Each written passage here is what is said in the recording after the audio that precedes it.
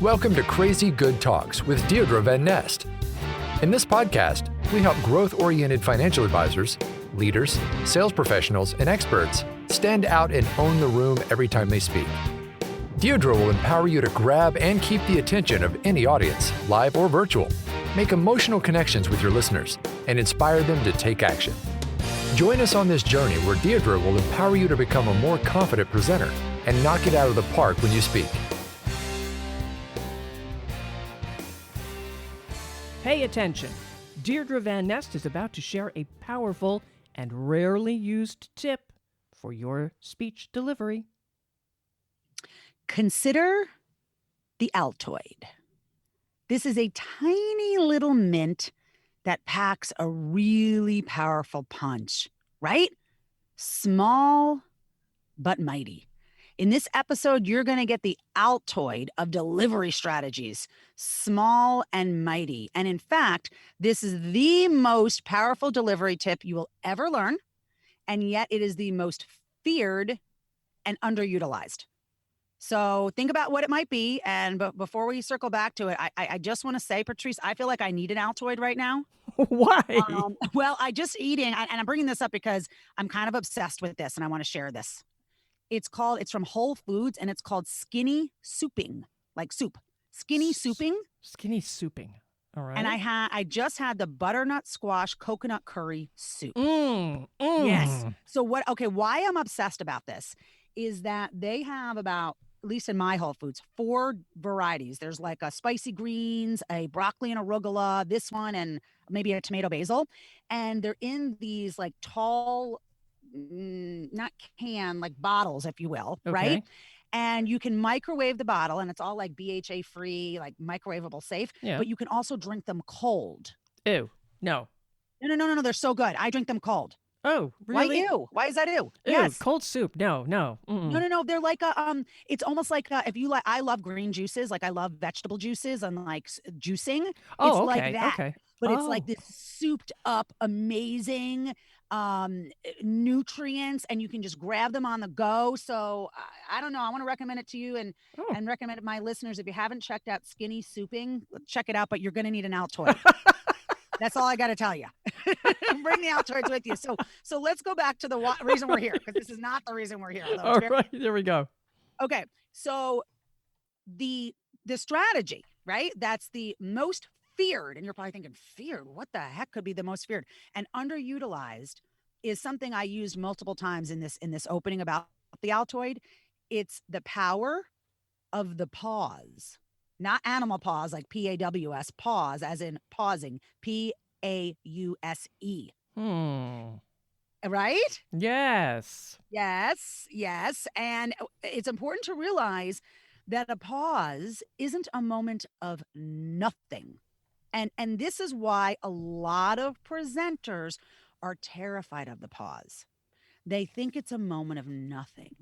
And they feel this responsibility to like carry the weight of a conversation or presentation when you're the speaker or you're podcasting or in a video, whatever it is. But the pause is not nothing, and it's not something to be afraid of. And it's very true in an interview too. When you're speaking to someone, it's like an interview. Let the space happen. Let the dead air happen. You might get something very interesting from it. Exactly. And used strategically, it's a tool to help you build an intellectual and emotional connection with your audience. I like it. Because when you pause, you actually give your audience time to process what you've just said. A pause allows your listeners to stay engaged and enables them to follow what comes next. And if you tend to speak rapidly like me, I'm a fast-talking Italian Irish New Yorker, it's even more important to allow adequate time for pauses. Patrice, believe me, I had to train myself to master the art of the pause. And I recommend, if you're listening today, that you do too. Otherwise, you will never, and you just won't. You will never connect as deeply with your listeners, and your audiences will not be as impacted by your words. Why? Why is that? Okay, so you have to remember, first of all, that you as a speaker are a couple of seconds ahead of your audience. And what I mean by that is you know what you're saying and going to say, but your audience doesn't. So after you say something, you need to give them time to catch up and to process what you're saying. Well, now that makes a lot of sense. It really does when you just think about having a conversation too. But how do you know when to pause? Yeah, that's such a good question and key point in delivery. So there's actually 4 key times to pause. So we're going to review these now and give some examples. The first is what I call the emotional pause. That's when you're delivering some tough emotional news or something super exciting. You want to pause maybe before you deliver that line. You definitely want to pause after you deliver that line so people have time to emotionally process what you've just said. In several of my keynotes, I tell a story about my mom being killed in a car accident. And if I don't pause appropriately after I say she was killed, my audience doesn't have time to process that difficult news and connect with it emotionally. Does that make sense? Yeah, definitely. Definitely. Okay. So I have to admit, as I was thinking about this podcast today, I was dreading it a little bit because I'm going to do an excerpt from that keynote on when I share about her being killed, which is not super pleasant for me, as you can imagine.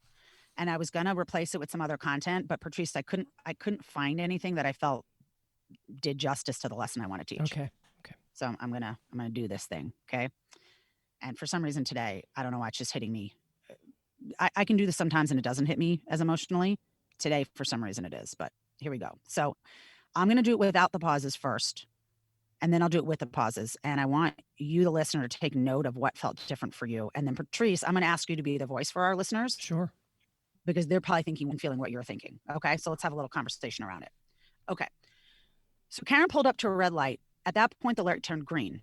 She pulled the car into the intersection and they were immediately T-boned by a car running the red at 90 miles an hour. Karen was killed. She was 32 years old. Little did she know the rest of her life had already happened. Okay. Now I'm going to add the pauses. All right. So Karen pulled up to the red light. At that point, the light turned green. She pulled the car into the intersection, and they were immediately T-boned by a car running the red at 90 miles an hour. Karen was killed. She was 32 years old. Little did she know that the rest of her life had already happened. The difference is like night and day. Okay, so tell us about that. I want to cry. After the second one, I want to cry. After the first one, I felt sad. After the second one, I want to cry. Yeah. Yeah. I mean, the impact emotionally, intellectually, I can picture it. The first one, I didn't have time to picture everything. Right. And right. that last line, wow. Wow. So I'm going to take a little tangent here about what's, I guess I was going to say interesting. It's not really interesting. It's sad. The last thing my mom ever said before she died was she turned down the radio in the car and she turned to my dad and said, I want to talk with you about what I want to do for the rest of my life. Oh my gosh. Yeah. And then the light turned green. Oh my gosh. I know.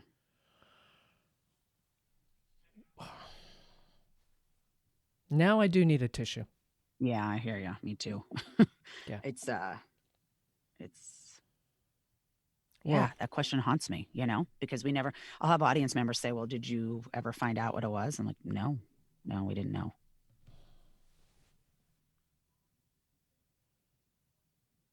And this is a pause that says everything. This is a pause that says everything. And that's the thing. Sometimes pauses say more than any words could possibly say, right? Absolutely. And what I want to encourage you, our listeners, to not be afraid of these moments.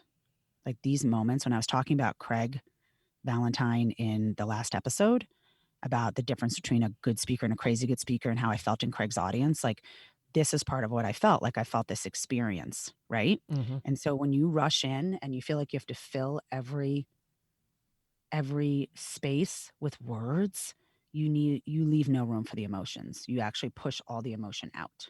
So don't be afraid of this. It's easier said than done, Deirdre. It is easier said than done. You do it with practice, right? Yeah. And I think the thing to remember, and like when I work with clients live, I'll have them practice this. I'll say, okay, I'm going to ask you to pause for 3 seconds, and I want you to tell me how long that felt for you. Yeah. And then I'm going to tell you how long it felt for me. And for me, it feels usually just right. And for them, they're like, it felt like 10 minutes. Mm-hmm. I'm like, I know when you're on stage, a 3-second pause literally feels like 10 minutes. But you have to realize for your audience, and remember, you're getting better just for your audience. Like you want to be the best you can be for your audience. For your audience, you're giving them exactly what they need. And so you have to be willing to be uncomfortable for 3 seconds. And then you will start to love the pause more than anything else. I love pauses. I love it because I know the power in the pause. Mm-hmm. Yeah. Right. So let's move on to the first kind is the emotional pause. Let's move on to the second. So the second is what I call the attention seeking pause. So when you're making a significant point, you want your audience to remember something, or you want a word or a concept to really stand out. Pause either before and or after the words or the point you want to emphasize. So I'll give you an example. Mm-hmm. I could say something like, get this, I just won a free trip to Iceland. Or get this, I just won a free trip to Iceland. I love it. Well done. Which one did you like better? Oh, the second one, of course. And why? Because I love Iceland. No, because of the pauses. I felt your excitement. Yeah. It was great. Yeah, like this is the thing with the pause is it actually allows you to show emotion. If you don't have the pause, it just sounds like a run-on monologue, right? Yes. Doesn't even sound like a conversation or emotion. Are you musical, Patrice? I feel like you might be. I like music. Oh, well, there's a thing, and I'm not going to get it right, so I was hoping you knew. There's thing where they talk about, like, with the musical notes, it's the pauses in between that actually make the song so beautiful. Do you know what I'm talking about? There's like a thing that musicians talk about. No, I don't. Okay, well, there's something like that. So Google it, please, if you're listening. I'm not doing it justice, but it's the same thing, right? It's the same thing. Like, it's something like if there were no pauses, it would just be this cacophony of like all these instruments playing at one time rather than things sounding synchronistic. Okay, hold on just a second. I think it's cacophony.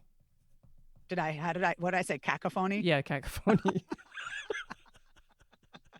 I love it. Thank you for correcting me. No I problem. always want to say things correctly. And I want to use propagramma. Has Stella come out on these episodes yet? No, not yet. Not yet. Stella, do you know who Stella is? No, I think but it's perfect for Stella to come out. Okay. I'm waiting for this Irish American or Irish Italian New Yorker. Well, this is Stella. Okay, so my sister and I, we have this shtick that we do. I'm Stella, she's Minerva. And we own a school called the Oyster Bay Beauty School of Elegance. Yes. And at our school, we teach proper grammar. We teach proper pronunciation. Yeah, enunciation. And Minerva would be very upset that I was saying cacophony when it's, how do you say it? How do you say that word? It's cacophony. You said cacophony. Cacophony. Oh, I said cacophony. Yes. I said cacophony. Oh my gosh, that is not how Stella should be talking. Okay, I'm going to have to go back and tell Minerva. Yes. Okay, Deirdre's back now. Okay, Deirdre. So number 3 is the rhetorical question pause. After you ask a question, be sure to pause so people have time to reflect on the questions and can answer the question in their own heads. The worst thing you can do is to ask a series of rapid fire questions with no pauses in between. If you do that, your audience will still be thinking about the first question when you're on to the last question. So let me give you an example of how it sounds with and without the pauses. Think about the last time you were on a plane. Did you sit by the window or the aisle? Was your seatmate friendly or reserved? Did you have time to even process that? No. I'm still thinking, when was I on a plane last? Exactly. That's exactly what you're doing. Okay, so now let me do it with the pauses. Think about the last time you were on a plane. Did you sit by the window or the aisle? Was your seatmate friendly or reserved? Well, the last time I was on a plane, and then you'd go on. Okay, so how did that feel different? And did it? Much better. I can follow your conversation. I'm answering the question in my head, and then we go on to the next one. Yes, exactly. And this is one of my tips.